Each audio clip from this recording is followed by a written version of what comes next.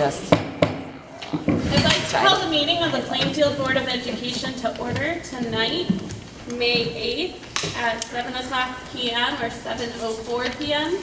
Would you please rise for the Pledge of Allegiance? I pledge Allegiance to the flag of the United States of America and to the republic for which it stands, one nation, under God, indivisible, with liberty and justice for all.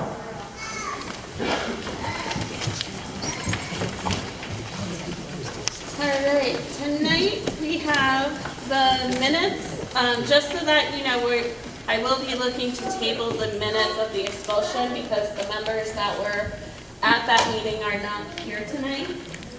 So I'm looking for a motion to approve the minutes of the April 10th, 2019 meeting. Motion's been made. Second. Made and seconded. Any need further discussion? Hearing none. I'm looking for all in favor? Aye. All opposed? Any abstentions? Motion carries. All right, for the minutes of the expulsion hearings of April 24th, 2019, I'm just looking for that to be tabled, so a motion to table. I'll move the table those minutes. Second. Motion's been made and seconded. All in favor? Aye. All opposed? Motion carries. Communications, recognition of teachers, secretaries, para-educators, and nurses. Would you like to explain? So, this is National Teacher Week, and it's National Teacher and Staff Appreciation. And so as part of that, we communicated on behalf of the board the thanks to all of the staff, in particular the teachers, because this is a week that recognizes. And we had some posters made and framed, as you'll see in front, so they would be in every staff room during the week and held as long as they would like. But as one of the things that the board has done each year is either to do a proclamation or some recognition of teachers. So every one of you have one of the inspirational statements that was made by someone. I'll do mine first, and we'll ask you to read into the record so we could have just a tribute of our thanks for the staff, and in particular the teachers, as it is National Teacher Week. So the one I have is from Mustafa Ataturk, who is the Turkish president from 1923 to 1938. And he stated, "A good teacher is like a candle. It consumes of itself to light the way for others." From John Steinbeck, an American author. I have come to believe that a great teacher is a great artist. It might even be the greatest of the arts, since the medium is the human mind and spirit. All right. What nobler employment, or more valuable to the state, than that of the man who instructs the rising generation? Marcus Cicero, Roman statesman. So I got Carl Jung, he's a psychiatrist, appropriate. One looks back with appreciation to the brilliant teachers, and with gratitude to those who touched our human feelings. The curriculum is necessary, raw material, but warmth is the vital element for the growing plant and for the soul of our child.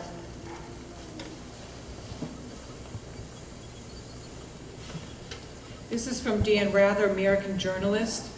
The dream begins with a teacher who believes in you, who tugs and pushes and leads you to the next plateau, sometimes poking you with a stick called truth.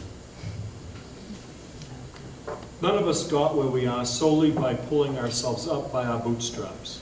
We got here because somebody bent down and helped us pick up our boots. Thurgood Marshall, Supreme Court Justice. Next in importance to freedom and justice is popular education, without which neither freedom nor justice can be permanently maintained. James A. Garfield, President of the United States. The task of the excellent teacher is to stimulate apparently ordinary people to unusual effort.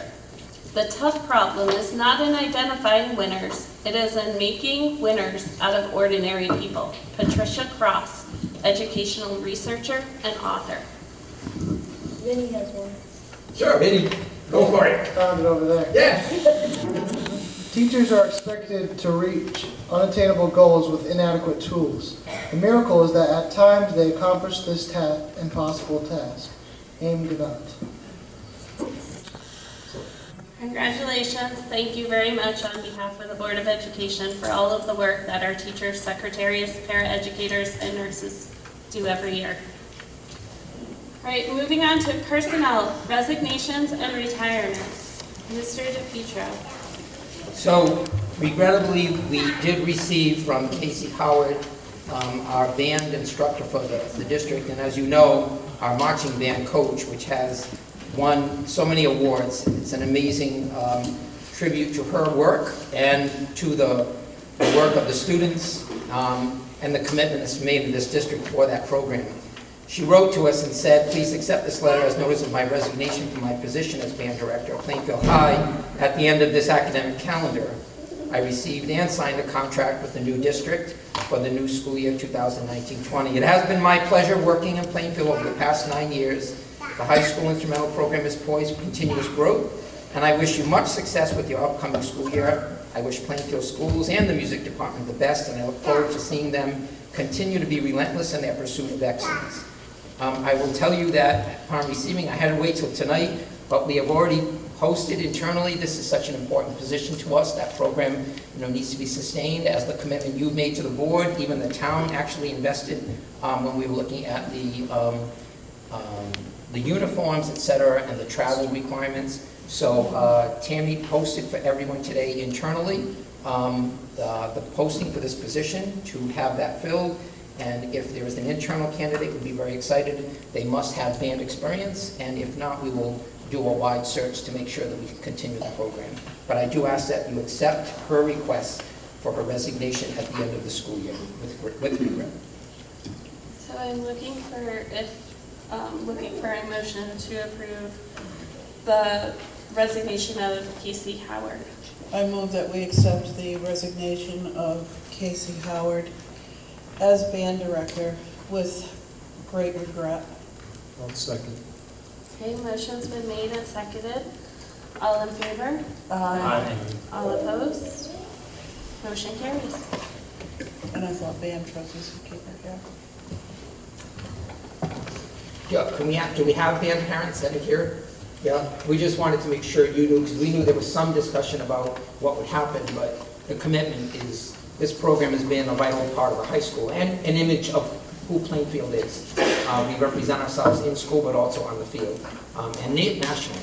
So we will do everything in our power to make sure that we can continue this great opportunity for our kids and the tradition of excellence that we have with them. So I wanted to make sure you knew that. Moving on, seeing as there's no appointments, moving on to public forum. PMS Plainfield Memorial School student presentations. So we have here tonight members of our student council that would like to present to the board. They're under the direction of 4 of my staff members. This is Jessica Fitch, our school counselor. Ms. Kathleen Goebel, 5th grade teacher. Ms. Kim Pudda, 5th grade teacher. And Ms. Melissa Maher, a 4th grade teacher. So the kids have the floor.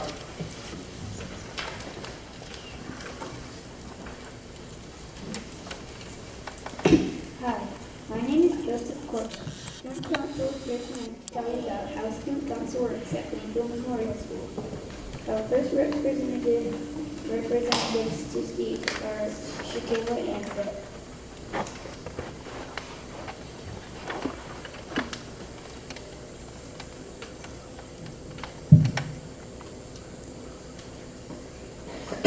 Sorry, we'll catch up with you. We'll catch up. You can grab that mic and get as close as you want. Don't be afraid. Here it comes.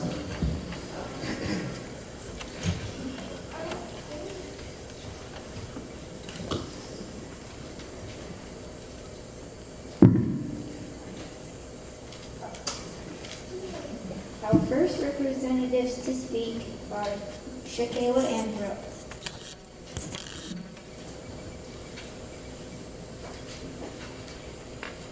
Student council is when 2 students from each class and the PTO reps have after-school meetings where we talk and share ideas to help improve the school.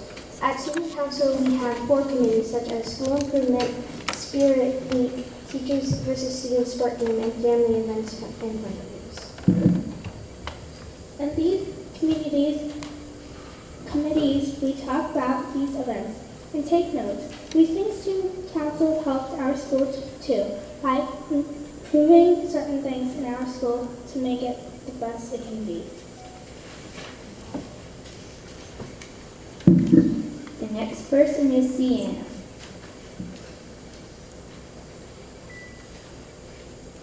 Hi, I'm here to talk to you about how to get into student council.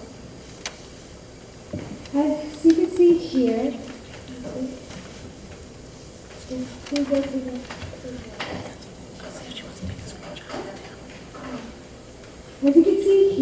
you have to make a speech with 3 requirements: ideas, improving the school, and why you would be the best representative. After the speeches are read, classmates vote for each other. The 2 students with the most votes become student council members. On the first or second meeting, you have to sign an agreement to say you will follow all the rules you have to stay a student council member.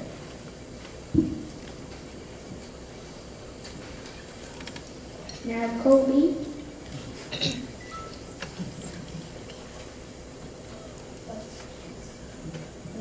Now, Jocelyn.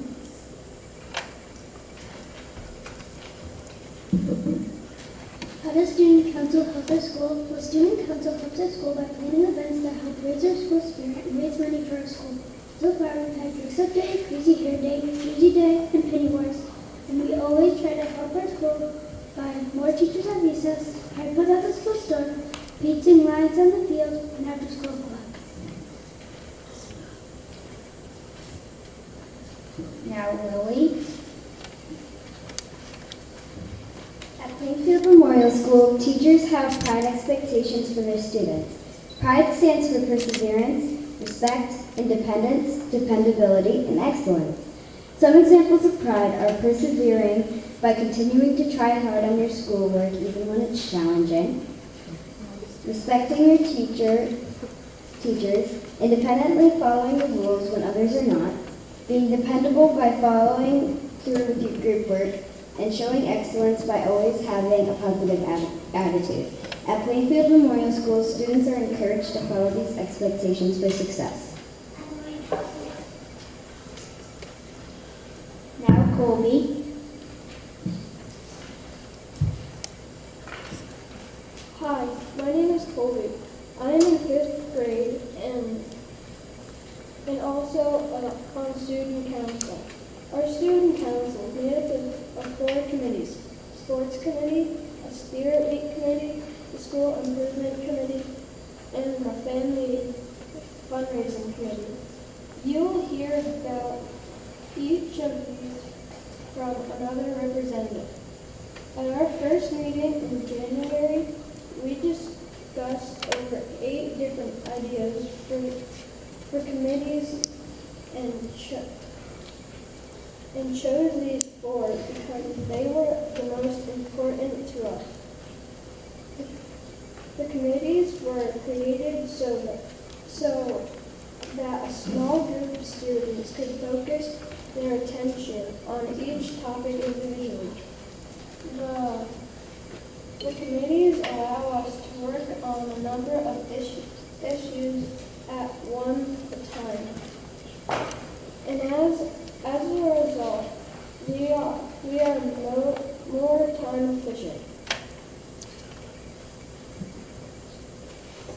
Next is Penelope.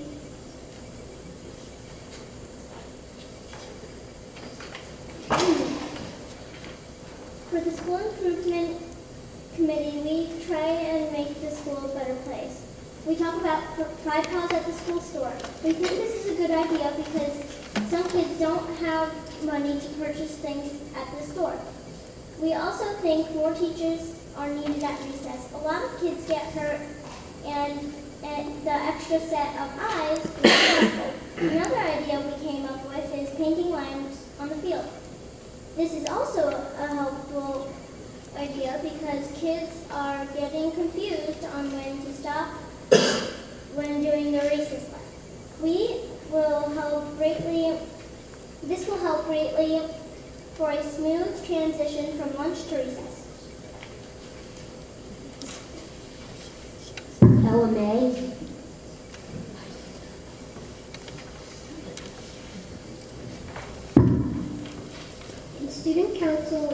have the Spirit Week Committee. In the Spirit Week Committee, we talk about what we can do to make certain days of school more fun. We have Spirit Days twice each month. Some of the Spirit Days we have had already are Be Your Favorite Book or Movie Character Day, Jersey Day, and Crazy Hair Day. Ryan. This year in Student Council, we have committees, and one of those committees is the Student/Staff Event Committee. This committee finds activities not only for kids, but for staff. Right now, they are working on a student-staff kickball game. You get it like a reward for doing good in class. Alexandra.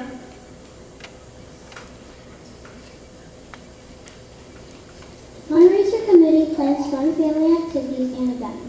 Like right now, the committee is sponsoring a raffle night as an activity after school. The money from those activities goes to helping our schools, such as fixing broken equipment on the playground and donating to other foundations, such as Angels Among Us, an animal rescue shelter. Thank you for your time.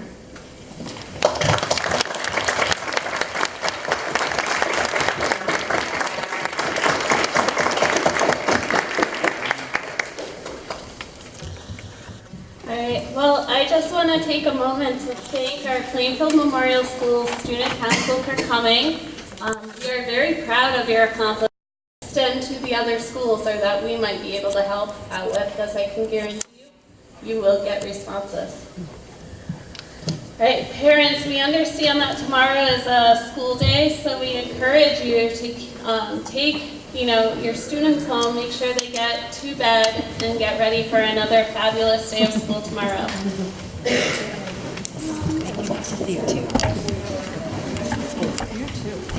I'm just going to pause just so that we have some entrance and exits.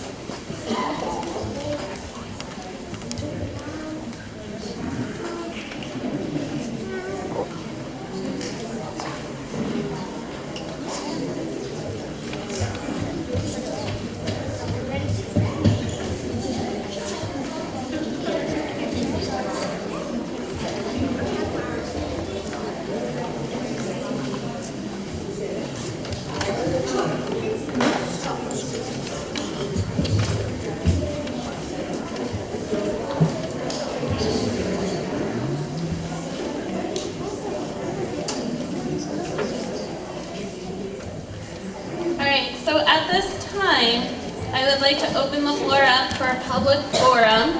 I just ask that you step forward so that everyone can hear if there is anyone who wishes to address the Board of Education tonight.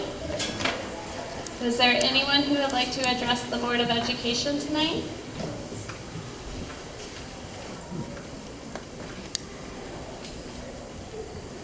Again, is there anyone that would like to address the Board of Education tonight? Right? Hearing none, I will close public forum and move on to our student representative reports. Now, I just don't know how I'm going to follow that beautiful presentation from the kids, but I can do my best. Let's start. We have a track meeting as we speak today, and there's actually PIMA also going on as we speak. They've been practicing for 2 months. And it's a circus theme. I've seen a few of the costumes. Marissa's in it, that's why she's unable to be here with us tonight. But they've been working hard, and I plan on going, as I wish you all do. The girls are working hard. It's PIMA. When is it? It is Saturday. 7 o'clock. Yes. How'd you know? It's a lucky guess. And we had tap-ins yesterday for NHS. There's 13 new members, so that's good with all the seniors leaving. And our induction is next Thursday. It's great. Early Beat Club is actually doing a mural for PMS, so I'm intrigued to see how that comes out. Boys baseball is 5 and 9, and girls softball was fighting for first place the other day, and unfortunately they lost. So, what are you gonna do? Ms. Kerrigan is taking a group to a STEM convention this Saturday at the Museum of Science. And now I'm going to move on to music, my favorite.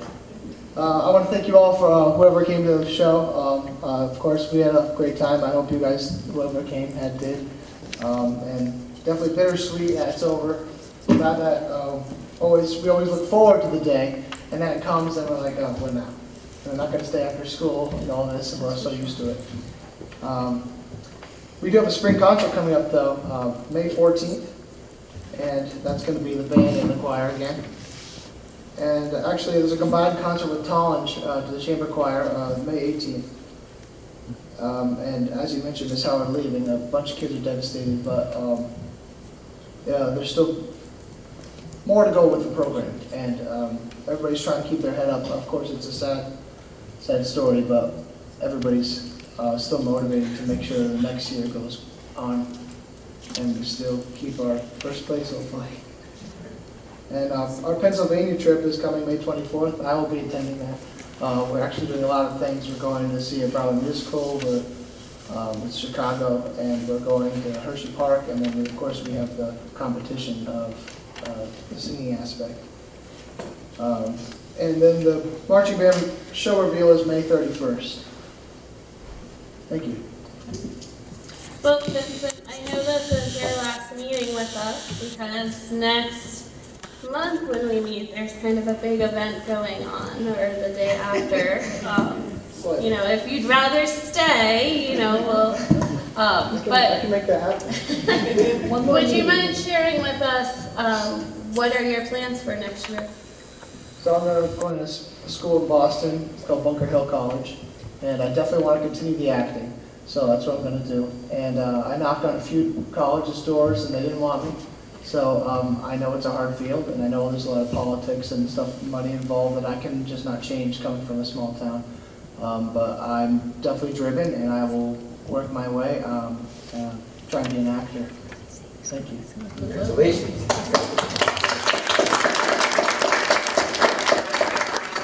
All right, well, so for this your last meeting, we have something for the both of you. So we will make sure that Mr. Worth gets something from Marissa. That's right. This is Marissa, this is yours. And from the Board of Education, say thank you. Thank you. And congratulations. Thank you for your time. You know, I would want to be careful that I don't say, you know, best musical, best play ever, but in keeping with it, what it just showed is the continued progress. Last year you were great in Greece, and it was nice to see this transition where dancing, a lot of movement, a lot of song. It was a very modern play. We got to see the play in movie form early in the year, so we got to see what it was going to look like before we got to see what it looked like, and you guys all held your own. The issue is, for some people, they'd say it was the best play ever, those who might have had a chance to see it. I would just say it just shows the continuing growing caliber. The part I'm surprised at, and I was in the play when I was in high school years ago, I don't want to talk about how long, to think of how much you have to do to memorize and sing and know about a placement and everything else while you're doing the rest of the studies. It just shows the caliber of what you can expect of any individual. So the whole cast was outstanding. It was an outstanding show. My grandkids loved it. They've been to every one for the last 7 years. And they just said this was by far the best. They enjoyed it. Except Gus, who fell asleep on my lap. He's only 5. He fell asleep. But he saw most of it. No, I think the show, everybody's saying it's really good. I think it really, for us, the cast, from the cast perspective, we were very passionate about it early. Because it sent a message, and it's kind of relevant, the message. Yep. Where you stick to the man, and they can't always tell you what to do. And we're like, no, you're not going to tell us what to do.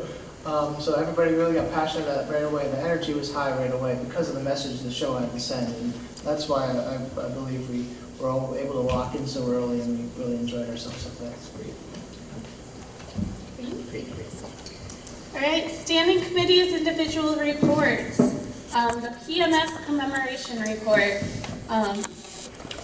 Mr. Redon, Ms. Lemieux, and myself were at the commemoration. It was a wonderful opportunity for our teachers to recognize their hard work. Our selectmen joined us, Representative Lanou. It was great to be able to, again, to just commemorate all of the hard work that the staff has gone through. to once again thank all of our first responders and to dedicate the plaque that will be hanging at Plainfield Memorial School in the hallway. It's hanging. So I encourage you to just take a peek at that. It really came out great. And again, it was just a wonderful opportunity to thank everyone. And once again, just to finally say we are back. We have survived. We came out better than ever. And to thank you to all of our teachers who did an amazing job this year. So. Yep.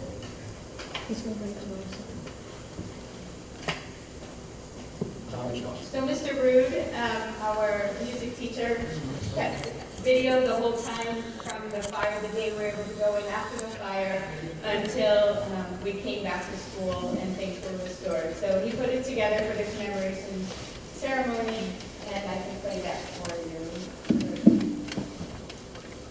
for everyone now.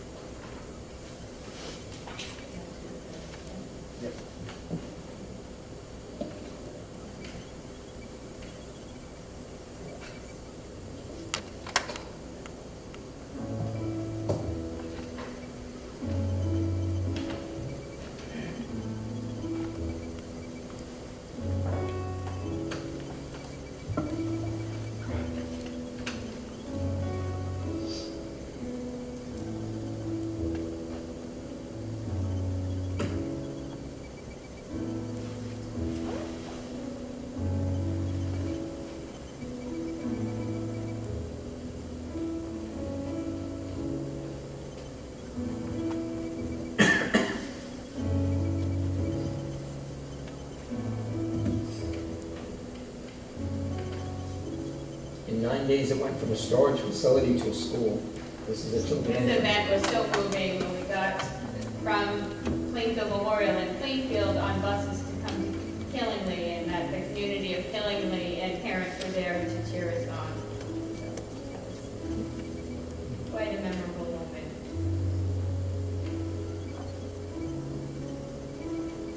And those long hallways. At first, we didn't have phones, so any messages we would have to hand deliver, which there's a lot of messages in elementary school, so.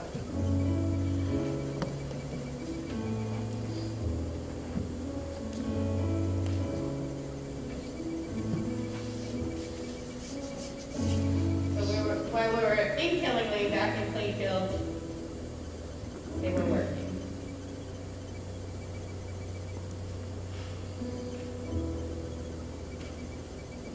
It's important to see what it looked like, the darkness, the dirt, the water stains, the ceiling tiles coming out.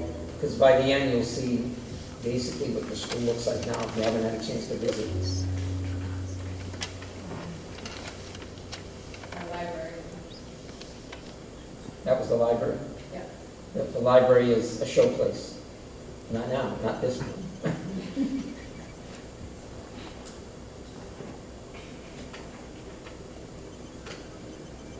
That was the area where the fire had been, or had started. Reconstruction is $2.3 million. Our insurance covered all but $2,500. I love that the radio was playing Had a Bad Day. We can laugh now. Yes. Smile and. Every ceiling tile, every wall was painted, every floor was cleared, every room was replaced, every book was replaced in the library, not a single book. The teachers had set up in Plainfield, we had the fire, had a couple hours to get into Plainfield, pack up boxes to bring to Killingly, set up a room in Killingly, pack it back up, bring it back to Plainfield. So this is a pack up to go back to Plainfield. This is just before Christmas. Yeah. And there were a lot of boxes. even though there was joy that they were coming home, they walked back in just before Christmas, and through the Christmas break, the teachers gave up some time, and they saw these boxes and didn't know where to begin again. It was like starting all over again, opening boxes and trying to prepare room. The joy just was offset by the amount of work to come back. This is leaving the old Killingley.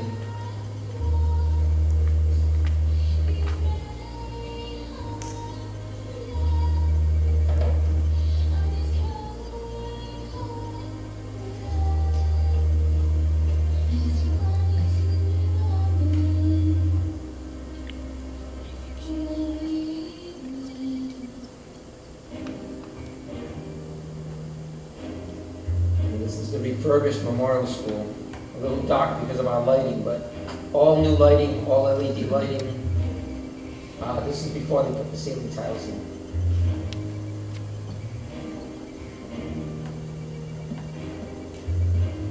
You can see in, sort of, to see the big hole in the sky, or in the ceiling where daylight is coming in. This is the Very new cool memorial. transition he did there.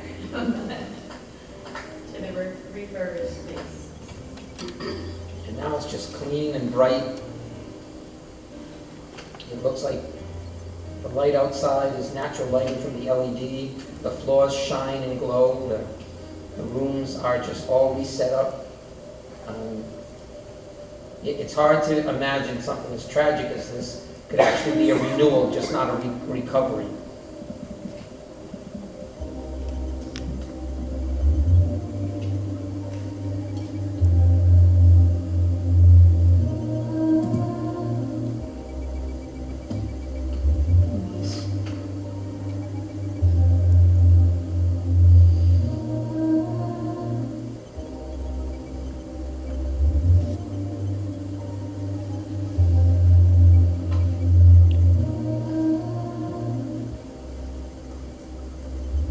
Now there are 3 plaques that will hang in the school commemorating the recovery. A tribute to all the staff and everyone who contributed within the school year, employed by the school to make this happen. A plaque for the police, and appreciation for all they did all along the way and that they have always done, and all of the fire departments and the fire marshal just commemorating their work. So every teacher's name, every secretary, so custodial, paraprofessional, secretaries, principal, the selectmen, they're all commemorated on the plaque that shall stay there forever to commemorate the date. January 2nd, they came back home. That was very nice. Again, Mrs. Hutchinson, if you can thank Mr. Rood for putting that together. I understand he also composed all of the music that you hear within it, so please thank him for that video. I think it's just a testament to the history. It's now history. It's something that will be remembered in this town because of all the efforts that have gone into renewing our building. All right. I just want to also note under standing committees that the June meeting does fall on the same day as graduation, and that we're just going to be just a little busy that day giving diplomas. So I am looking to have the Board of Ed June meeting move to the 11th, which is the Tuesday, the day before, which enables all of the staff to still be in district and to end with having our meeting before school lets out. I'll move to the June meeting to June, what's the date on that? June 11th. 11th? To June 11th. And I'll second it. Okay? Regular meeting. And that would mean 7:00 p.m. in the library. Again, so the motion's been made and seconded. All in favor? Aye. All opposed? Motion carries. We will make sure that it is posted and put out on the website, and that there is ample notifications to everyone to remind them that it is on the 11th. With that, is there anyone else that wishes to comment under standing committees, individual reports? I know that we are currently have curriculum meetings that have taken place and policy meetings that have taken place, but those members that chair those committees are not here this evening. So we'll just kind of know that the work is continuing on all of those items. So the policy committee has met, and Mr. Schickman has brought up some ideas for us to work on over the summer. Part of it is to create a process to ensure that the work continues on a regular scheduled basis. We're going to start with looking at policies in mass, and so we're going to work on project by doing 5,000 policies, and working on throughout the year and present changes to the board in mass together in the fall. Great. All right. I know that the solar committee did meet also, which we will be discussing later on this agenda. Unless you have anything particular, Matt, I think we can offer our thoughts later on. Yep, that will be addressed under old business. All right. So with that, we'll move on to old business, fiscal year 19 budget and facilities report. Mr. Lucier. Thank you, Mrs. Haskell. As you know, over the last couple of months, we've been reporting that our outplacement tuition costs have run significantly over budget to the tune of about $583,000. A few months back, we had tried to mitigate most of these costs with some transfers, and then through the request and graciousness of the town, we were allowed to use $350,000 of our excess aid money to offset the rest of those costs, and I just made all those transfers today. However, there's another piece of this that hadn't been accounted for originally, and that was the busing. And through the time that these additional placements were happening, the district has run between 4 and 11 buses to the various programs that these children need, and it's something that just we have to do. What I have done and what I'm asking the board tonight is to approve a second transfer to reconcile the $333,000 of transportation costs and some other residual costs for fuel and manpower support. I've made the transfers, unfortunately, without the help from the administrators at this point. I am going to be sitting with them to make sure that I haven't taken too much from their individual budget lines. But I can say that $253,000 of this transfer is coming from areas that don't impact their running of their programs in their schools. It's through the certified salaries, non-certified salaries, health insurance, and workers' compensation. The salary adjustments are because of leave without pay, or people that have left the district and they haven't been replaced at this point in time. But these are a significant amount of the monies that I'm asking to transfer. So the documentation that the Board of Ed has in front of them has a few pages to it, and the second page of the report lists the items that I'm requesting for transfer by object code. I have a more detailed page available to them if they want it. It's just a lot of account numbers of where all the monies have come from by line item, by school. So I am going to be asking the board for approval on that transfer. The second page of the report that they have is the MBR adjustment. As you know, there was a request from the Board of Finance, the Selectmen and the Board of Finance, to approve a $551,000 increase to the current year budget so that we meet the MBR requirement as dictated by the state of Connecticut. If we do not make this appropriation increase, we will be in violation and risk a $1.1 million penalty. This is something that is driven by the state of Connecticut. It's nothing to do with anything that we've done wrong or anyone's done wrong. It's just the way the state reports our appropriated budgets. And the bottom line is we need to add $551,977 to the current year, and that is shown on the third page called B to my board members here. What I've done there is picked 5 line items that I am putting that money against. Once it's approved by the town, this is where it will go. And the reason I've done this is because we have committed to the town that we are not going to be spending this. We are going to put it there. We are not going to impact the taxpayer or the general fund. It's going to be, we're going to work to the budget that we have now, but legally and on paper, we need to have the appropriation at $35,980,000, which is the 551 over the current year. And then we're just going to work to our original budget that we have now to get to the end of the year, which is the reason for my transfer request. So that was a lot of talk. If anybody's got questions, I'd be more than happy to answer. Well, let me add two Sure. things. So there are two motions that you would need. One is, Mr. Lucy has asked for the transfer. On the page labeled A, you will see the line items where money is being taken from. We currently have a budget of $35,428,370. After moving these numbers that we have savings in some lines and some expenses in other lines, you will end up with $35,428,370. So that transfer request, if you approve it, is to authorize the transfer of the numbers pursuant to the document that Ron provided, the budget director provided, showing where savings would be applied to cost overruns.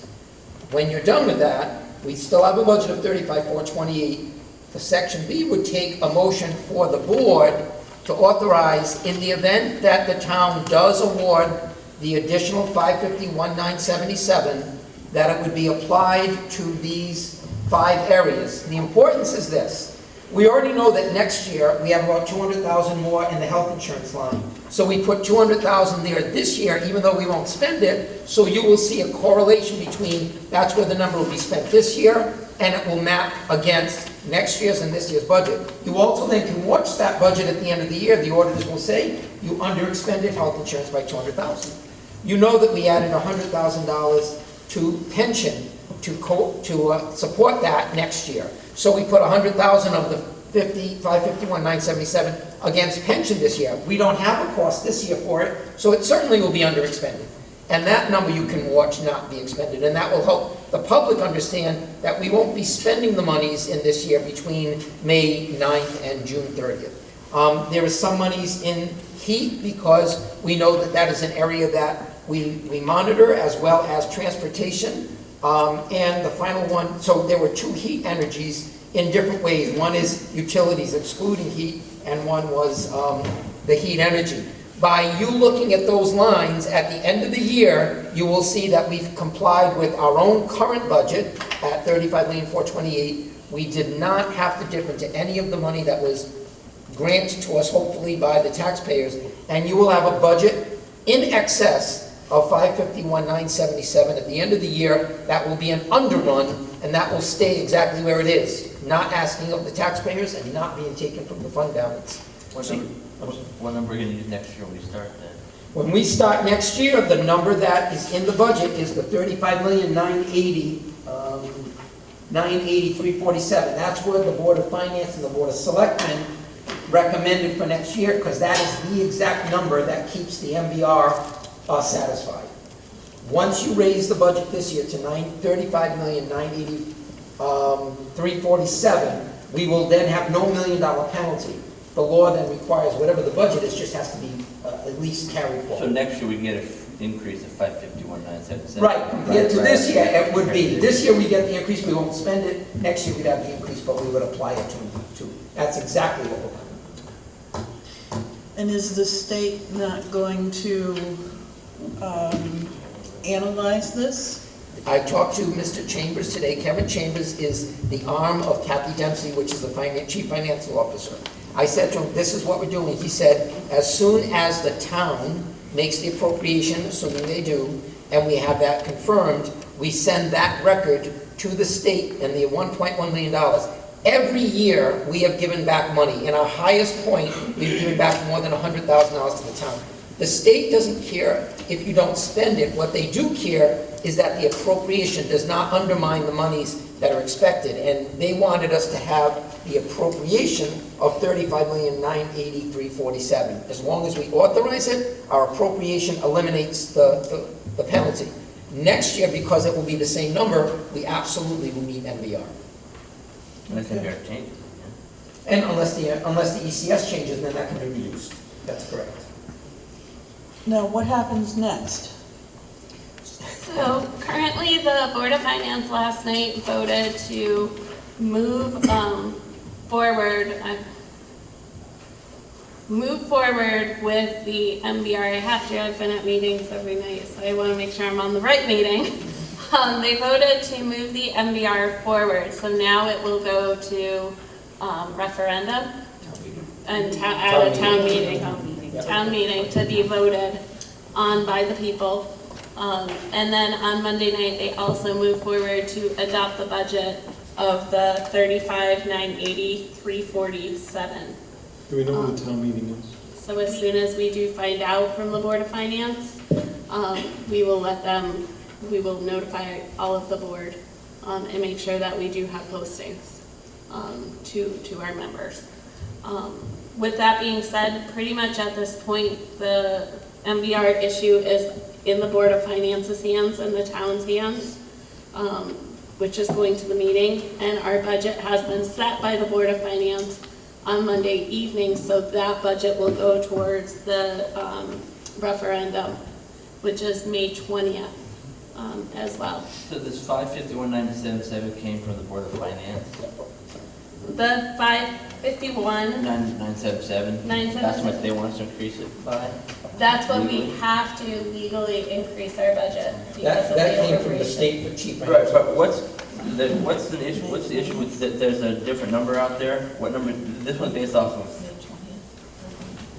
Like there's a legislative number and a governor's number. What's going on with this? The issue is What's the next number? year's ECS number, not the MBR number. Yeah, It is but how that's much what will that the affects government. MBR. Right, and later on under new business, you'll see. Oh, a new business? Well, it says a contingency plan. Okay. Because the governor's budget has his recommendation that there be a cut across the state, and Plainfield's cut would be $618,000. The question is that a liability for the taxpayers? And then the Appropriations Committee came out with a cut for Plainfield that would only be $114,000. But they also then included that there would be an $88,000 pension contribution.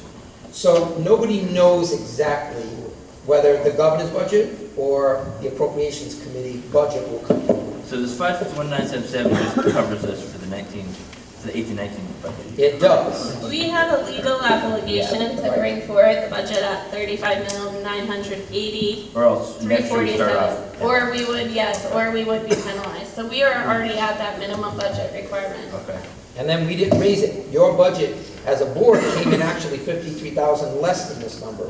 So going forward, people wondered, are you being conservative? We're actually more conservative than the state required. So the Board of Finance did award that number, $35,980, and they asked us to take on some of the cost of pension because that is a cost that's due by us. And they felt that that would be a fair compromise, that if we have to award the money, we should at least be paying a share of that pension, which is a good compromise. And then you'll learn later that we do have a plan in the event that either the governor or the CCM budget, we have a plan for both, not just one. I think the public would like to hear that. Okay. So what is the number on the first transfer that you need a motion for? On page A, you're looking for the board to allow for the transfers as presented on page A for our end-of-year budget. That's the page A transfers.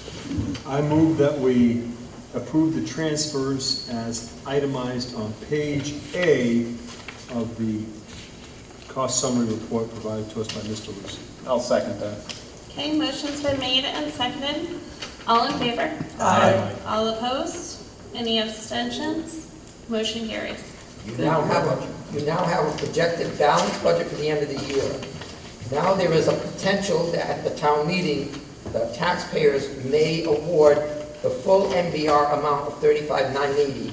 That requires that you place $551,977 in some object code. Line B, you would be authorizing the business manager to allocate the $551,977, if awarded by the town taxpayers, to those lines so that you can follow it and ensure that those monies will not be spent this year. I move that our budget manager expend the $551,977 to make up the MBR requirement and to make the transfers in his discretion as shown in this report. And I'll second it. Okay, motion's been made and seconded. Could I amend the motion? Only to add contingent that it is approved. Oh, yes, that This is still true. needs to be approved. It is important. Okay, the motion's been amended, so I'm looking for a motion to approve the motion as amended. So second. Okay, motion's been made and seconded. All in favor? Aye. All opposed? Any abstentions? Motion carries. We will publish this on the website for the adjustments. I'm just concerned that I don't want to post to the website preemptive statement for the taxpayers, we're going to put this money here, because we don't have that. I think at the point they do it, we would post the second page as well, so everybody knows where the money is and they can follow that. I think they want to see it, I just don't think you can tell them before they give it to you, by the way, we're going to put money here, because that they think we're spending the money before they authorize it. And obviously, I just also, since we're on fiscal year 19, I just wish to note that usually right around June 1st, my daily phone calls with Superintendent DePietro begin with, what is the number? Because I start monitoring the last dollar to get to that June 30th. And you better believe I might even ask you twice a day now. Last year, we ended with only $2,000. You know, when you're doing 35 million, you have $2,000 left. It's tight. We get nervous.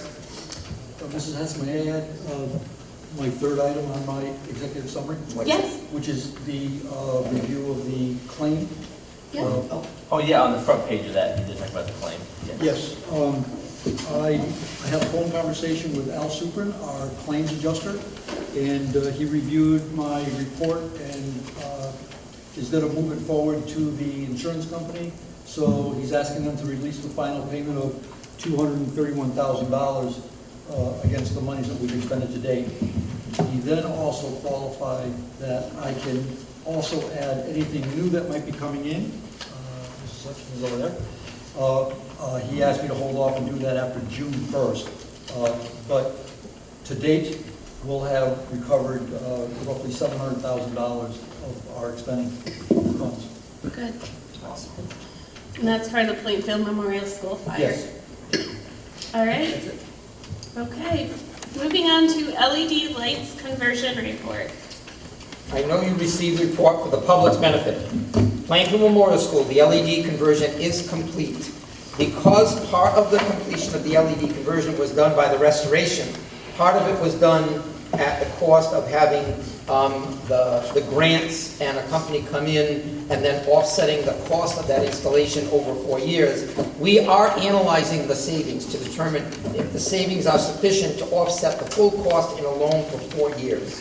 And the reason I'm saying that's the status is because we are working with Eversource, and Eversource has done one analysis for us, and we were a little shy of the amount of money that it would take to pay for the full loan, and they said that by the third month, they would be able to do the adjustment. Because you're looking at last year and the temperature days versus this year, temperature going down uses more electricity, so even though it's not lights, it's electricity, the budget could go up, but the light cost is subsumed under higher cost because we have colder days. So they're doing that.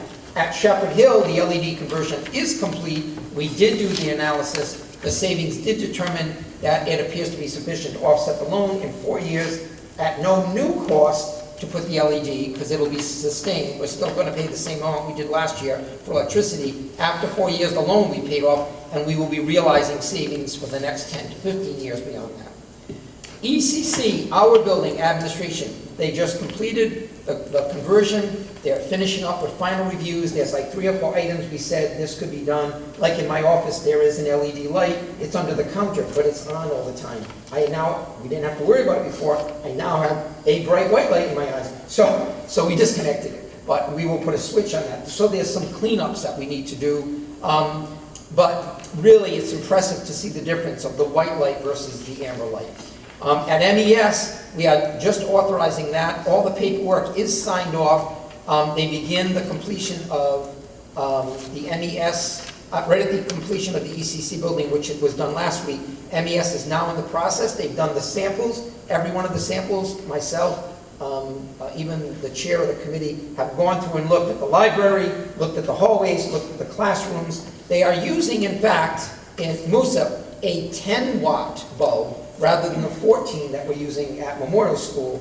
And the teachers feel it's sufficient. They feel that it doesn't give them any type of necessary brighter light. And we do have some teachers in Memorial School who cover the lights about trying to make them a little softer than the pure white light. So we agreed it's another cost savings that we have not anticipated. That's the benefit. The last two, they have not been authorized, they have not been started.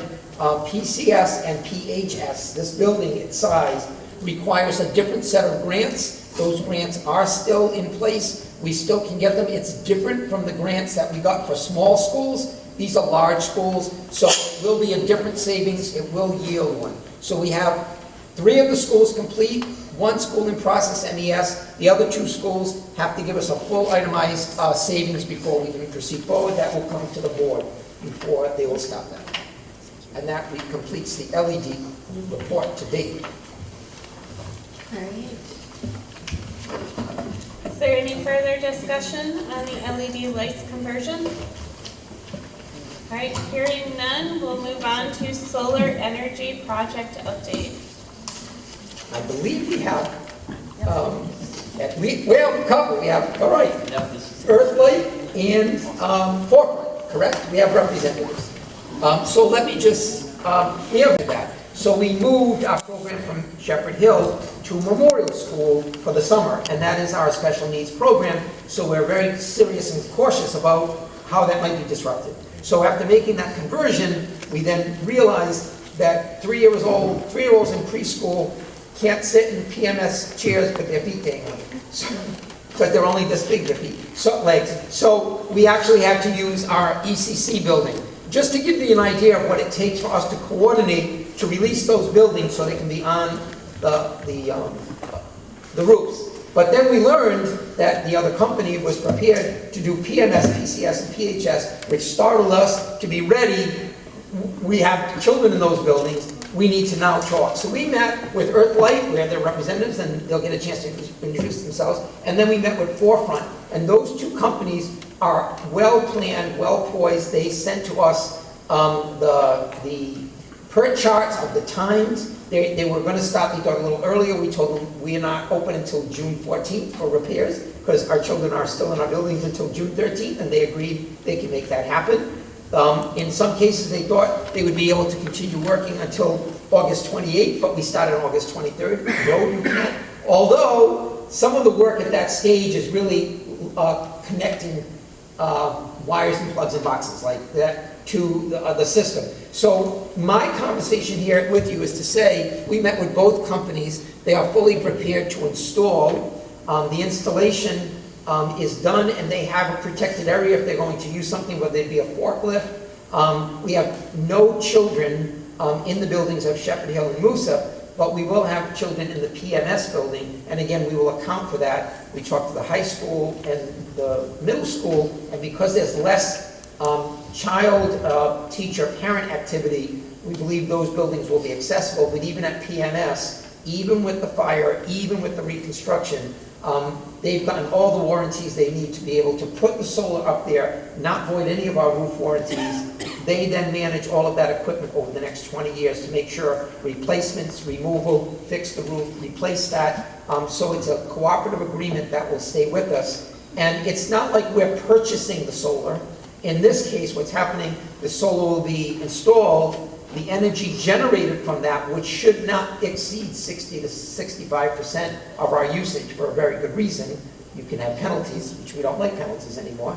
Spent a year of penalties. We don't like those things. So with that, we only get the rebate from that energy that we produce. So any other energy that we use, the other 40%, 50% that comes directly from Eversource will be at the full cost. We'll always be getting all of our energy from Eversource. We will get that. But because the companies that install will actually be harvesting that energy, we will get that, and they'll tell you the exact number, like at 6.2% or 6.2 cents. Is that close?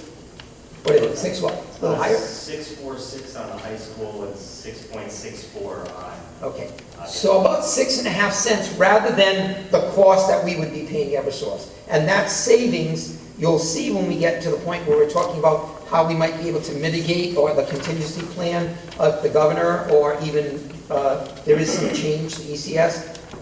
We know now, we've calculated $50,000, even though they won't be installed until, and operating until the end of September, October at the earliest. October, November, December, January, February, March, April, May, June, will realize the savings, and we were able to calculate that. With that backdrop, to tell you that we've met with the companies and they are here, we want to open for the board the kind of questions you may have, or the board should begin with people like Mr. Raydon and your chair have actually sat and participated in these preliminary discussions. So at this point, I would just like the individuals to come forward to introduce yourselves to the board. Oh, you have to raise it if you want. Oh, you have to talk very loud because there's a camera. All right, my name is Jake Schneider. I'm with Earthlight Technologies. We are contracted to do Shepherd Hill and the Lucip schools. And then we're also contracted to do the town buildings. I don't know if you guys have seen. We did the town hall already. We did the rec department and the senior center. And now we're onto the police department. Hey, how you doing? My name is Rob Lyman. I'm with Forefront Power. We were contracted to do the high school and the Central Memorial schools. I also have Jeff Pipeline here with me today, who's from C-Tech Solar, who will actually be the contractor for the installation. So Forefront is the owner-operator of the system, and then we actually have our installer with us here today to talk a little bit about schedules as well. All right. So when the solar committee met, the main purpose of the meeting was the last time that we had kind of discussed the solar project was when we had initially gotten the proposals. We said, okay, we have some questions. And then as time went on, we kind of developed even more questions. And those questions of safety kept coming up. What are we going to do? How is this going to look, as Ken explained? So we called a couple of meetings at the ECC and were able to speak, and I have to say that I felt much relieved. Going in, we were a little nervous because typically the summers are busy times to kind of get our schools back to where they were. And with children in the school, we also wanted to make sure that those children remain safe. So a lot of the questions focused on the scheduling of the projects. And then we also looked at specifically what will the projects look like. Which Mr. Lyman was actually able to show us the visuals of what the roofs will look like with the panels. And you had discussed at that meeting that most of the panels, they will not be visible because they're on a flat section of the roof. Correct. Yeah, I think this building we are installing on the front entranceway, which is a pitched roof. However, we're talking 30 feet in the air, so it's not as visible as if it were, a lower line building, and then the remainder of the roof is all flat. Do you have those visuals with I you? do. Yeah. That we can just pass down so that the members can see what the roofs look like? I have a PowerPoint. Do you want to get that going? We can get that going. That would be fantastic. Mr. Bickgood, would you just be able to assist with them with getting the PowerPoint going? And as you can see, that's just a visual of what the roofs look like. The main concern that we had is when you look at the scope of the town hall project with the square footage of the roofs, and you look at even the police station and the recreation center, we are talking about a massive amount of panels going up on this roof. As you can see, much of the roofs are covered by panels. So we had questions regarding the scope of the project, and just to ensure that the project would be done within the time frame that we needed to be done by. One of the nice things is we were able to discuss what it would look like if contractors needed to be in the schools while the kids are there. We have a limited schedule with the hours, and they were pretty flexible with being able to work around our children's schedules, which was very, very nice. So for example, summer program is only from like 8 in the morning till about 12. So although they can be doing some work, it doesn't affect Shepherd Hill, Moosup, like PMS, or whatever, they could think of their work where they would be least invasive, and then once the kids are gone, they can have more access. They really don't need the inside, they work on the outside, and it's carried up to the top. Do you have anything you'd like to add or questions? Just a couple of follow-up questions. I think the information that was presented at both meetings was excellent, and I want to extend thanks to everybody who was present for providing the prints, providing some of the hard numbers for us. Jake, I had one follow-up question for you. And Ron, correct me if I don't remember this correctly, but we were looking at the print of the Moosup school, and it looked like we might have been a little bit under the potential number of solar panels going on the roof for the Moosup Elementary School. Was that revisited at all?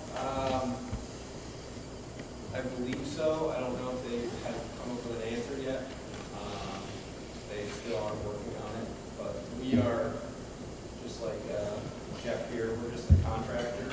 So my other counterpart, Paul, is supposed to be here. I don't think he is here, but I believe they're looking into that, so I'm not really sure. Okay. That in part answers the next question I have, was about the status of the plans being submitted for approval by the utilities. And that's for everybody. Is there I know it's only been a week or two since the discussion, but are there any changes to the plans that we know for sure, and what's the status of submitting those to the utilities for approval? I actually received them all today, yesterday, well, in the last 2 days, all of the plans for signature. And they needed to be forwarded because that's the only way that Eversource can review them and determine that it's an eligible project, and et cetera. So I got them because the question was who signs, and it has to be us signing on, because if that's the contact who does this. So they were at the town, and they just transferred them over. So I only got them 2 days. Okay. We're signing those on now. Our drawings for Shepherd Hill are being finalized in the next week. Okay. And we're a little bit farther out with the drawings on Moosup. So we submit our application for Shepherd Hill within the next week. Okay. Then it takes 3 weeks to All right. And would any of you three be in a position to speak to the contracts, or is this strictly the industrial side of it? I can speak to contracts, at least the. Okay, so one significant risk, as Ken mentioned, is the potential for exceeding your usage. Right? You're going to outstrip it. Is there anything built into the contract that's provided that hedges against that possibility? So the state of Connecticut actually hedges against that for you. There is something called net metering, and essentially if the system overproduces, that excess energy is your meter spins backwards, and then you actually get a credit on your bill the next month. In the case of these, unless you guys stop using energy, I don't think that's ever going to happen. What's the defined time frame on that, though? That must not carry over in perpetuity. I think it's a true up every year. So it's every March. So in the event that, let's say, we overproduce by 100 kilowatt hours in that year, you'll actually get a check from the utility for the wholesale value of energy. So fact is, you would still be paying a 6-cent PPA rate. The check you get back from Eversource in this case would be maybe 3 cents. So we have designed the systems specifically not to overproduce for that reason. Right. But for the same reasons that, we can't predict the weather that accurately going out just a month or so. And then I guess my final question, and I'll yield to everyone else, would be as far as the degradation of the panels themselves over, say, like a 10-year period. Are there any programs looking down the line that would be available for the town to upgrade to new panels if certain conditions are met? Or is this, this is by far a done deal? There's no moving on from these panels within the 20-year? So within the contract, there's no moving on from the panels that are already on the roof. That being said, our intent is we provide a 95% production guarantee. So we're going to produce exactly what we told you, up to 95%. The likelihood of technology coming out that increases the efficiency of modules is slim to none. Since the 1980s, we've only seen a marginal increase in module efficiency. That being said, in the event that, let's say, a panel breaks down and we have to replace it, you're getting a new panel in that case. So will the efficiency be different? Likely not. What happens if you don't meet the 95% guarantee? We pay you for your losses. Good. I like that. I like that. That's a good thing.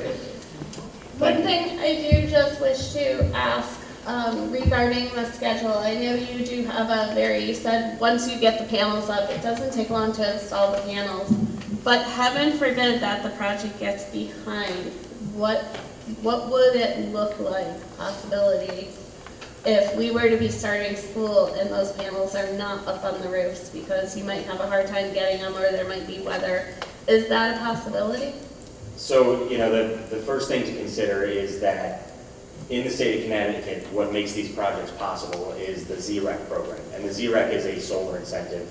In order for us to collect that ZREC, these modules have to be installed by October 1st. Have to be operating by October 1st.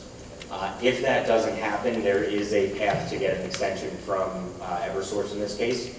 However, that extension will actually reduce the value of the ZREC and would change the financials of the entire system.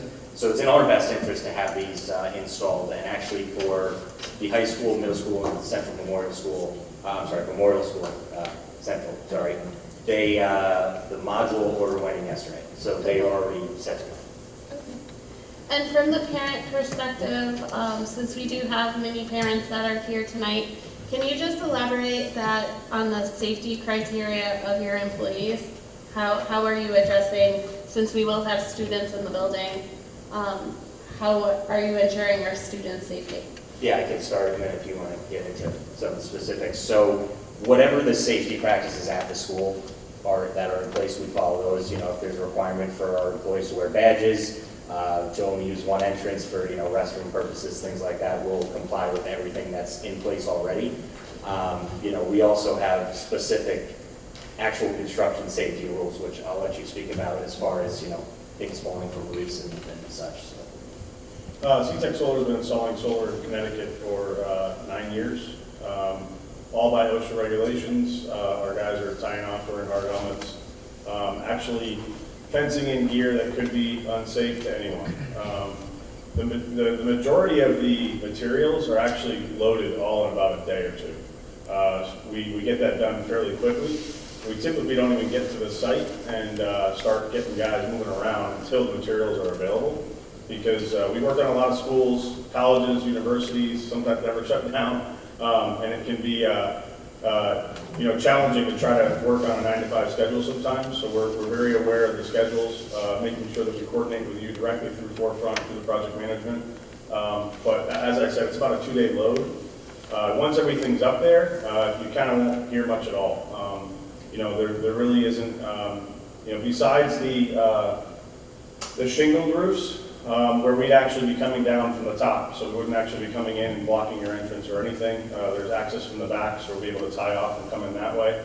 And all the flat roofs, there really is no banding at all, because the system is not attached to the roof, it's actually ballasted. So there's nothing actually that'll be sounds for that as far as that's concerned. Really running the conduit is probably the most invasive part. Again, our electricians, though, are going to be running that all on our staff, all licensed. We're recommended by Eversource by a lot of our projects because our electrical work is so quick and good. But the main thing is following your standards, making sure they're all checking in. All of our guys that are going to be on staff, we can make sure that that the names are shared. Whatever your safety protocol is, we'll abide with that. But it's a really non-invasive project. Essentially, besides the electrical, which is a very short time period, and the point loading, which will be 1 to 2 days. Okay, great. I would just ask that any staff check in with the administration to get briefed on all of the safety protocols.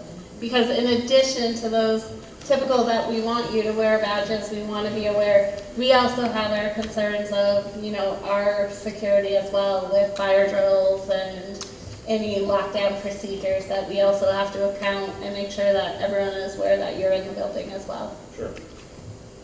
Craig, a question in regards to that? Do you guys do your background checks, fingerprinting, anything like that to be secure when your employees are able to be around children? We do. We do as well. We're separate companies, but the answer is yes. So they're holding the financial documents here. We're going to be the ones responsible for the actual installations. We're registered with Connecticut Green Bank. We're actually one of the preferred installers of Connecticut Green Bank. Eversource as well recommends us. Anytime somebody calls Eversource to do large-scale solar projects, we get recommended. And all of our people are definitely background checked and certified. Okay, and I just have the same question for Earthlight as well. Yeah, we also have a very robust safety program. Like Jeff said, if you guys have any specific requirements for us, definitely let us know. We have a plethora of experience with doing school over the summer, so we know, we have an idea what you guys want. We're a little bit different. They have flat roofs. We're going to be working on shingle roofs. So there will be a little bit more noise. We'll be having drills, impact drills, stuff like that. It's nothing, no loud banging or anything like that.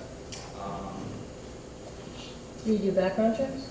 We do background checks for all of our guys. We have all of our own installers, so they have been vetted with us. They, have a lot of experience with us.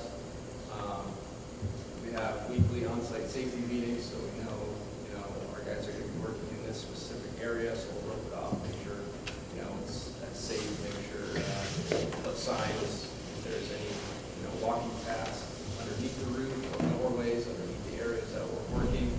We'll make sure that we have signs that, kind of working above and so on like that. Is there something that you felt would benefit the board?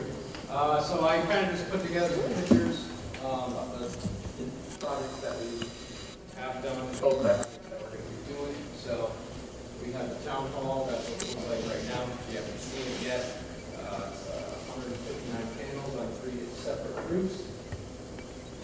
The senior center just completed a couple days ago, 102 panels on that roof.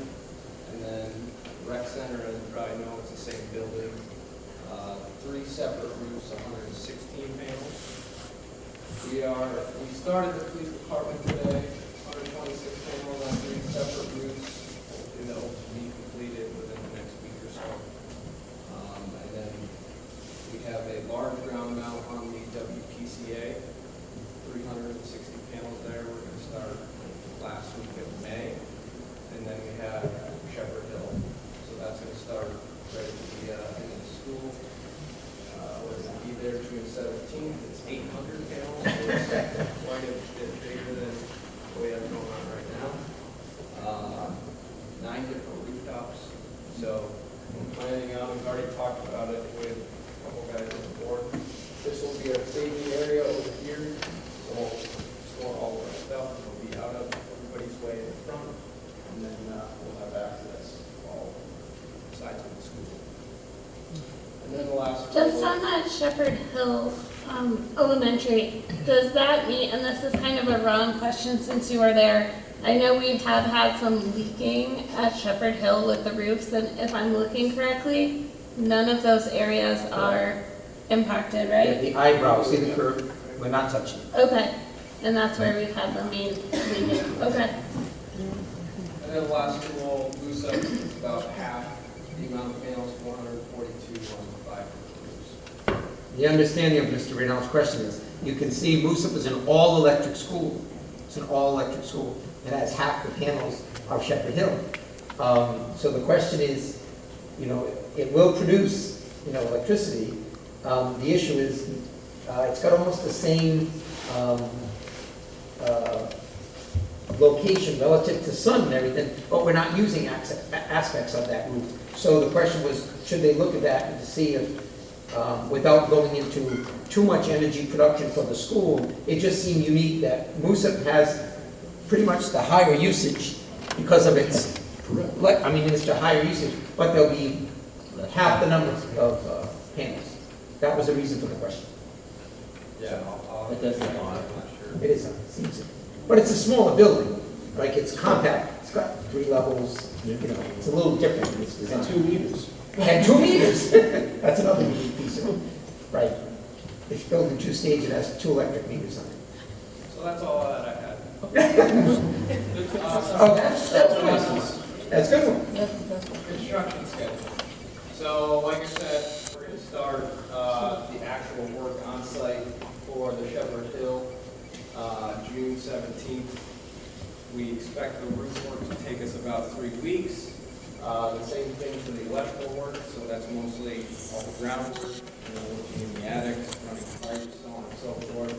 So we expect to be done with Shepherd Hill sometime mid-July. As soon as that's done, and maybe even before, depending on what our schedule is looking like, we're going to start on Moosup. And we expect that roof to take us 3 weeks as well. Those roofs are a little bit different. So it's actually not a shingle roof, it's a rubber roof. So that's why it's taking us about the same amount as Shepherd Hill, because it's a different roof attachment. It's a little bit more labor intensive. So it's going to take us about 3 weeks to do the roof, but then about 2 weeks to do the electrical portion. And then we expect to be out of there as soon as school is over, if not. Will you be able to see us before school's over, so we can talk about that schedule and make sure that it'll be working for us and our staff? Yeah. Yep. Yeah, I'll be, I'm the project manager, so I'll be up here all the time. Yeah, will you be here before June 14th? Will we be here before? Yeah, come talk to the first school. Sure. Yeah, if that's what you guys want.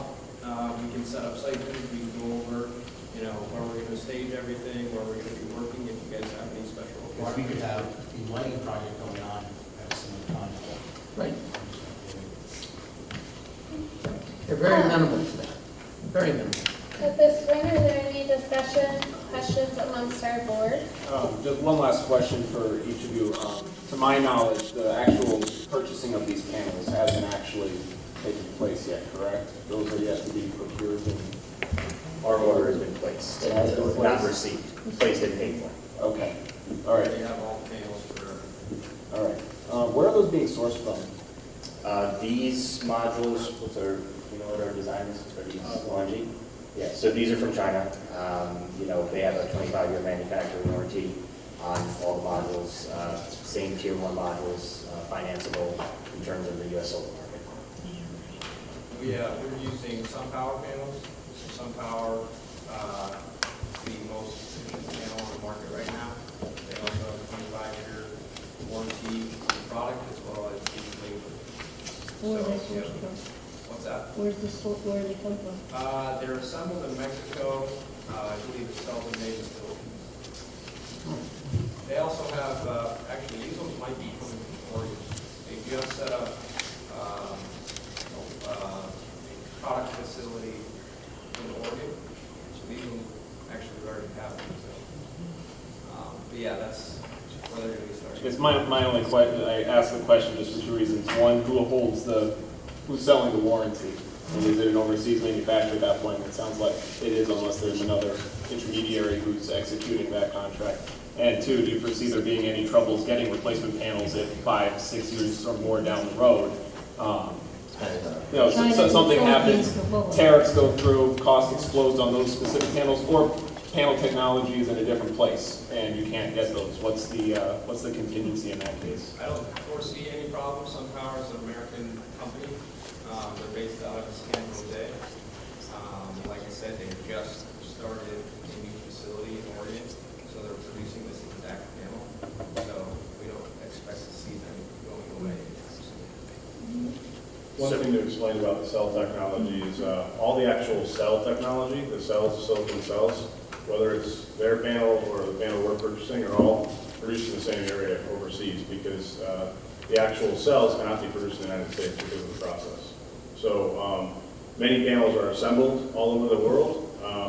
The main thing about panels, whether it's a SunPower panel or the LONGi panel that we're quoting, is they have to be Bloomberg rated, tier 1 Bloomberg rated, which means that the financier, or the financier in this case, Forefront, has to bank that they're going to be around, because they're the ones owning the panels, not Plainfield. Right. So by them owning the panels, they're the ones that have vetted the manufacturer, as well as, Earthlight has vetted their manufacturer, and they're the ones taking the risk on that warranty.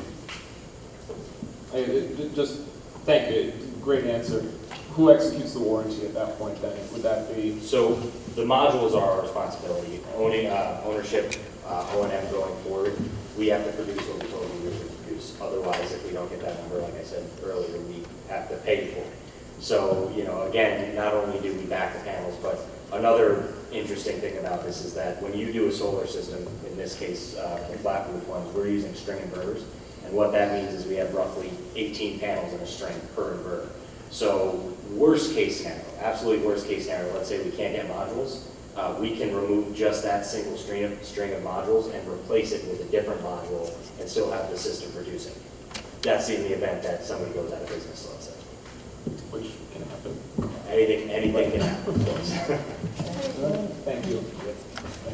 If there's no further discussion amongst the board members, I would just like to briefly open it up to our administration. If you have any specific questions from our administrators that are here for them, or to even get a business card so that you can be in contact.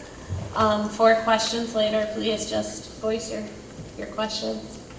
Just like Mr. Nagel and the Principal of the Memorial